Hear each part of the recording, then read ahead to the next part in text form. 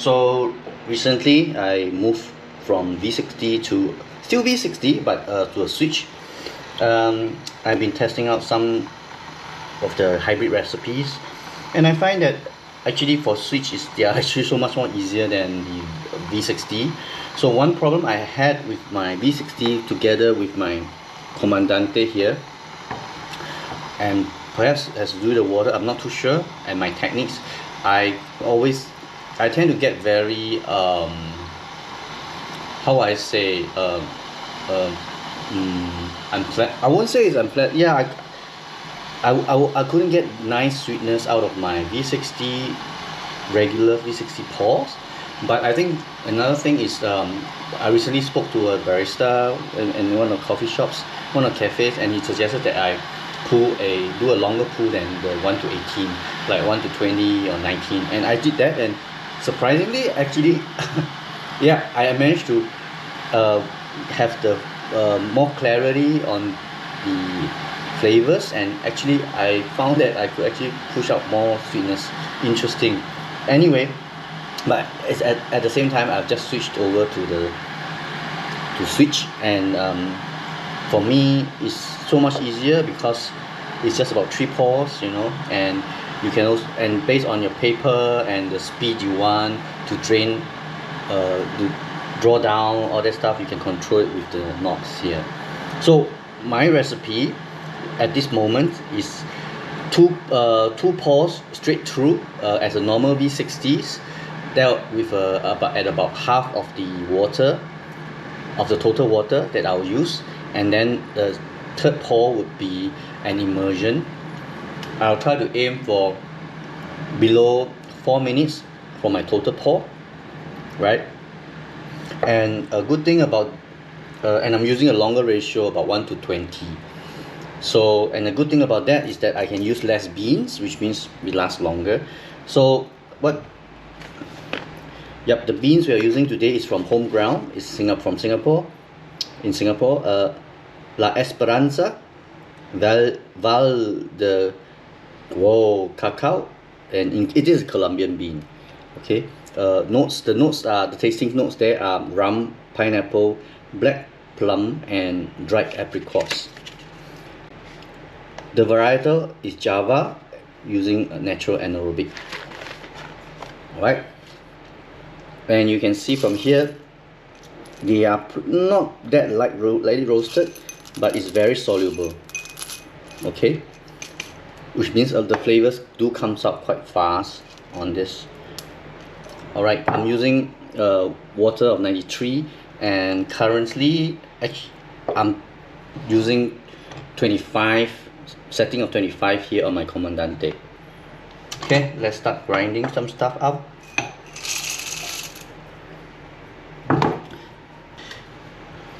I'm using it's from Korea, Gaudi, yeah, motorizer. It runs at about 100 RPM, so it's not that fast, which is okay. So it gives me quite consistent results, and I really hate hand grinding. Right.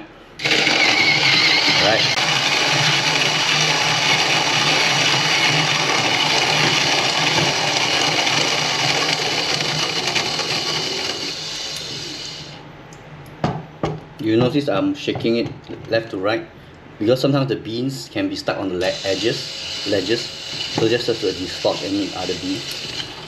Okay, we're done here. It's done.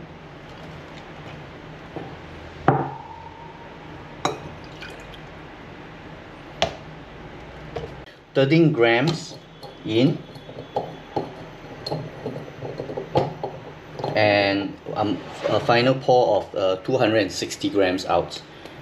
Okay, I'll do first 2 pour, which is at half of the amount, and the last pour is immersion pour. The fragrance of the bean is really great.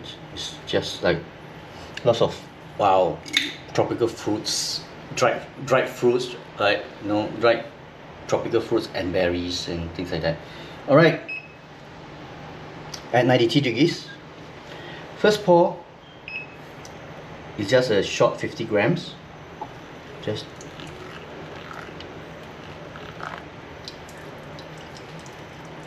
for about 45 minutes, and followed by a second pour after 45 minutes up to, I guess, 160. I want a bit more flavor today, so I'll try to pull, sorry, 160 is more than half, right? 130. I'll pull up to 130.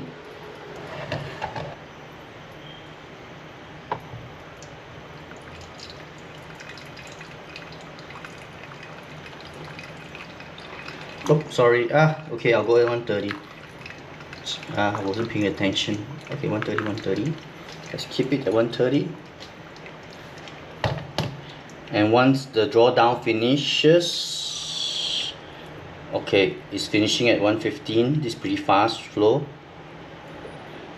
I'll start my final pour at 115 all the way to. So the good thing about immersion is that you don't care about bypass. You can do whatever you want. Your pouring technique doesn't really matter anymore once you start immersion. So it's 260.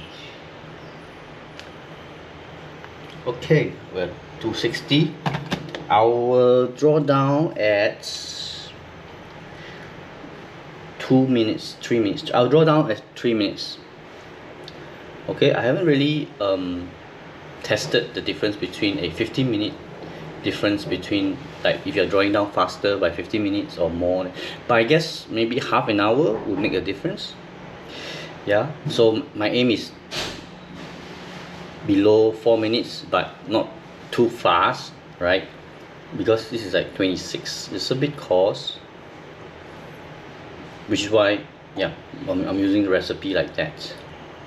If I'm using finer grind, but again it depends, right? If some beans require finer grinds, I probably will try to hit below 330 and maybe release my valve earlier, right? Or even hit below 3 minutes if I'm going to much more finer grind. But again, it depends on the bean to bean, you know. To tell the truth, at 45 seconds, 2 minutes 45 seconds and 3 minutes, I don't really think it makes too much difference anymore, right? But anyway, I'll just keep to the timing.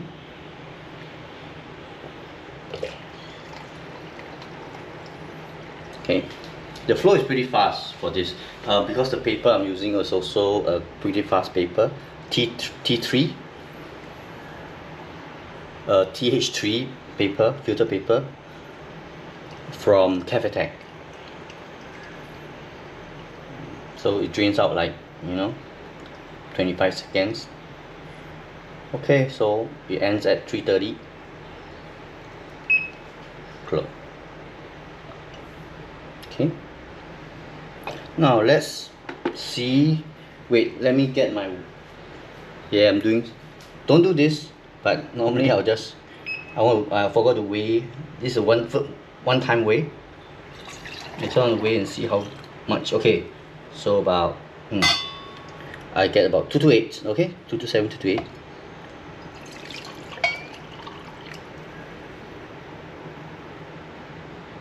Okay, 227, 228 ounces. Good. Now let's have a good taste. Wow, I can smell it. Oh, it smells very sweet. Yeah, it's a stewed fruit kind of sweetness, pineapples. Wow. Okay. Yeah, it's almost like stewed pineapple. It's like cooked pineapples kind of things. Taste. Let's have a look. Let's see whether we're getting the same taste profile here.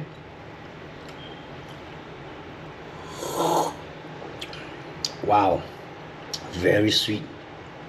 It's like a pineapple. It's a very light, it's not a strong pineapple juice, but it's like a light pineapple juice, that drink that you get in local coffee shops, local hawker centers here for those who are Singaporeans who grew up drinking pineapple juice. That's exactly the iced pineapple juice. This is exactly what it tastes like.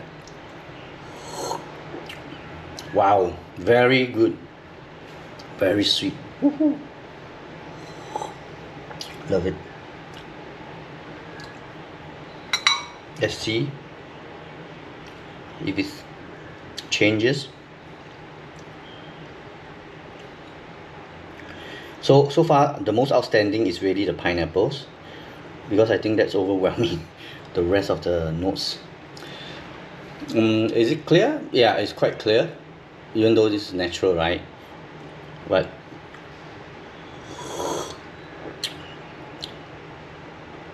yeah, it's okay.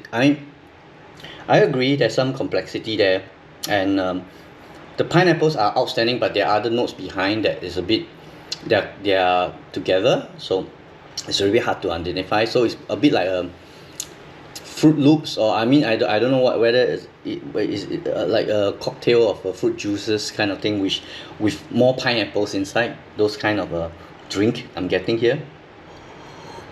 It's very very enjoyable, very very sweet.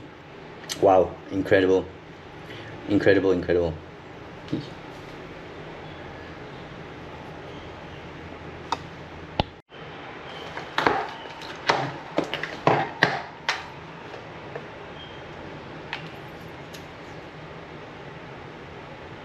Let's have a quick look at the TDS. I'm not doing it right correct. By right I need to cool it down, right? But anyway, since I'm not doing it professionally, accuracy is not so much a problem. Is, yeah, right? It's just around there most of the time. Let's have a look. And one thing, oh, it's 44 degrees, maybe a bit high, because I calibrate it at about 39 to 40 degrees, right? So, but Atago supposedly do compensate for the temperature, but yeah, we know that maybe not necessarily true, but it's okay. I'm just a bit excited to see what kind of what do you call that? Yeah, what kind of TDS I'm getting here. So we have the water out is up 228 divided by 13. Let's see what we're getting. Good, 135 is good. 136 is climbing.